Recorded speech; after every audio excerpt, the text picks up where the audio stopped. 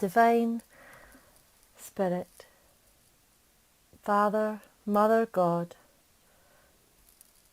Source of all life, in whom we live and move and have our every being.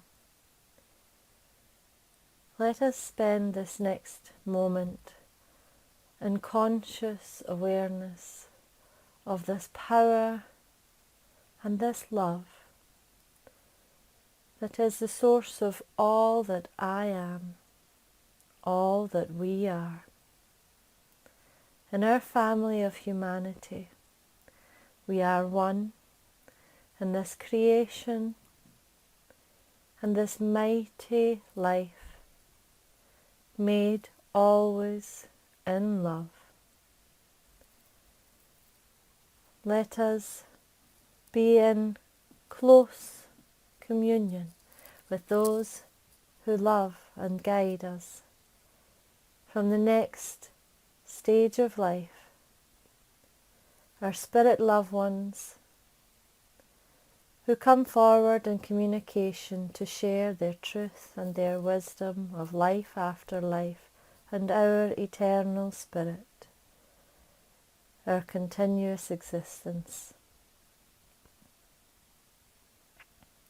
Let us share thoughts here of love and healing for those who are with us in our hearts and minds, perhaps who our arms can't reach, the caregivers, the sick, the weary, those in the most troubled areas of our world, and most especially at this time, those who are affected by isolation or this virus sweeping the planet. We pray for its swift ease, and for those who look after others, that they may be protected and strengthened. Let us remember always your will is for us to share in love and growth, and that as we go forward we can take this power and this responsibility in our daily thoughts, words and deeds, so that we may live in and through the example of love, so that we may go forward and share this with others to uplift, encourage and inspire. We leave all our thoughts and our worries with you, knowing that in this time of union and communion, that we will be uplifted in your power, your love and your support. In all this we leave our thoughts and our prayers, knowing we are forever guided, guarded and protected. Amen.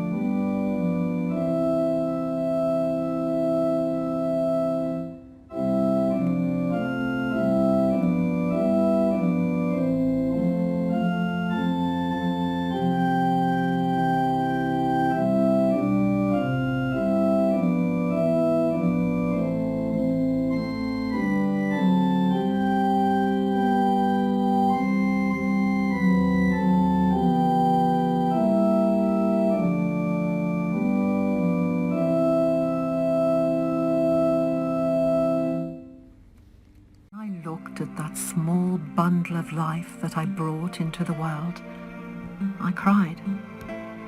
Here was my son, my gift from God.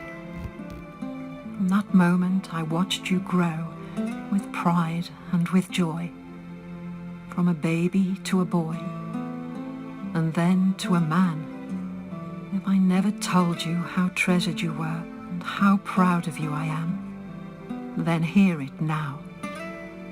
I see how you have grown, not only in stature, but also in love and in respect.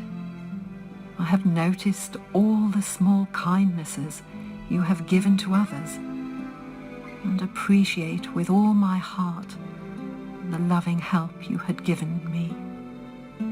Call my name when you are sad, and know that I will answer your prayer. Remember me often, and know that I too am thinking of you. There were times when you became my rock, and I depended on you, and what a great support you were. You need to know that you never disappointed me. How could you? You were my child, my son.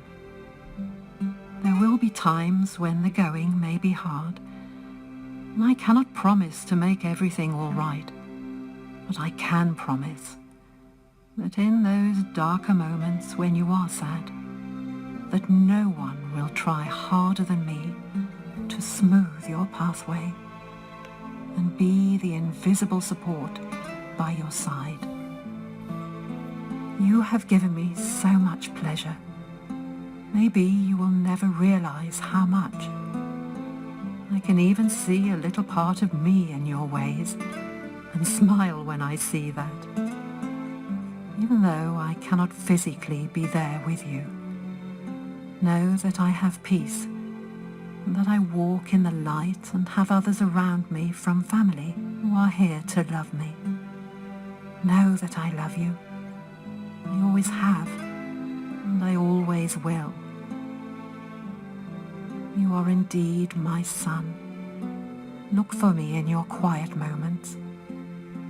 Hear me call your name in your sweet dreams. Take care of all those who need you, and give them my love too. Never be afraid to stand up for yourself. Know that I believe in you, and that you can achieve so much just by being you. Be happy, and know that one day, when the time is right, we shall all be together again. Just carry on. Carry on being the man that you are, and know that your mum adores and loves you.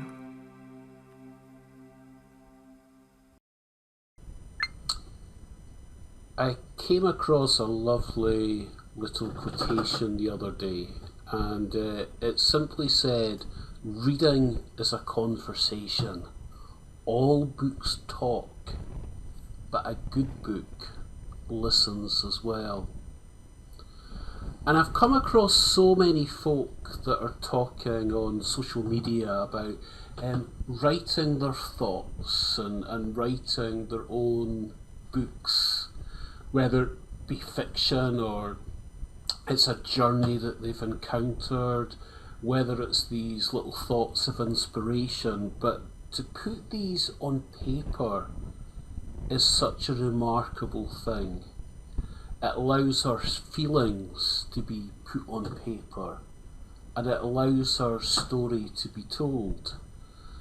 And I'm not quite sure if it was coincidence or not, but after reading that, and I was thinking, oh, I'm going to scan another wee book to read and start a new book.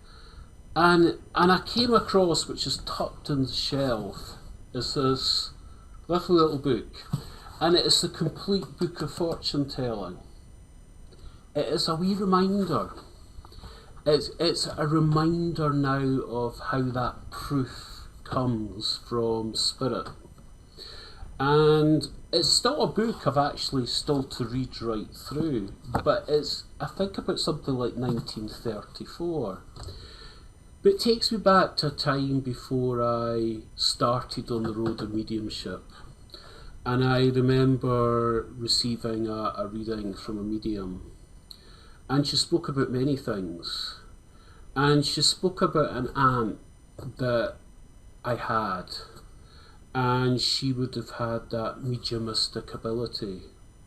And we never quite figured out who that was, to be honest, until many years later. We're talking about 20 years later, when my aunt had passed away and we were tidying out the house. And tucked in the corner, actually quite secretly, it was like a wee cubby hole that had been behind a unit that my uncle, who was a joiner, had built, was tucked this wee book.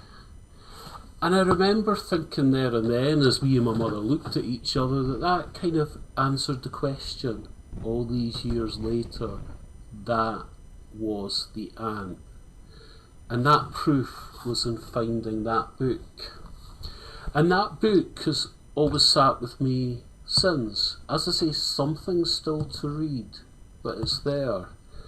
And I'm aware that this book, which was written 1934, and how many years later, and that book's still here. And it makes me think how the words that we write down, the words that on paper, they last for generations. And it'll be something there for, hopefully, future generations to look at and to read. And it makes me think about our journey of life, the journey that we take. There is something that always amazes me, and to think about how many folk are in the world, the billions of people in the world. And it never tires me to think about this because, 9-10 billion people say in the world.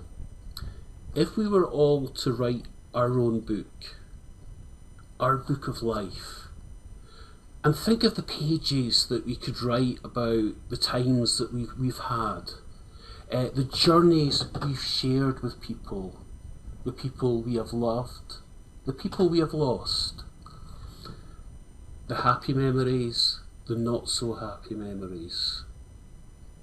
But think about it. And then we write our book at the present time. What's happening? How our lives are shaped. And then think about that book and all the blank pages, yet still to be written in. And when we think about that, we think about our journey ahead. And we think about our story that is yet to be told. But when that book is finally written, and that book is there for others to see, think about it, 9-10 billion people in the world. No two books would ever be the same. No two books. They would be completely different. That's how individual we are. That's how different we are. And in fact, that's how unique we are. And we should never shy away from that uniqueness. We should never shy away from that difference, because we are a very special person. Each and every one of us, with all our faults, with all the mistakes we've made, with all the things that we've learned, all those memories. And that always makes me think about mediumship and the part that spiritualism has to play in our lives. Because that book is very often what those from spirit come back and relate to and talk about. Those memories that they shared with us, those memories that we have, that we may have written about in our books of life, they will come back and talk about these. And when we think about how unique these are to us, we begin to realise how unique, how wonderful that mediumship is, how wonderful that knowledge that we have, that life goes on. So in looking at our own books of life and the pages yet to be filled, in a way we can look forward and we can look at how we want to fill these pages. We can look at what we want to do. We can look at sharing these happy times. We can look at sharing these not so happy times, our feelings. But what a gift. What a gift to give to the world. What a gift for those future generations to share in those memories, to share in that gift. But we can all remember one thing: wherever we are, whatever we're doing, we are a very, very unique, a very wonderful, unique person. And let us share that. And let us share that gift with others, because when we all come together, we talk about that brotherhood of man, that principle within spiritualism. When we all come together, think about all those books, all those chapters, all those experiences. And let's just remember, isn't it an absolute wonderful, wonderful thing?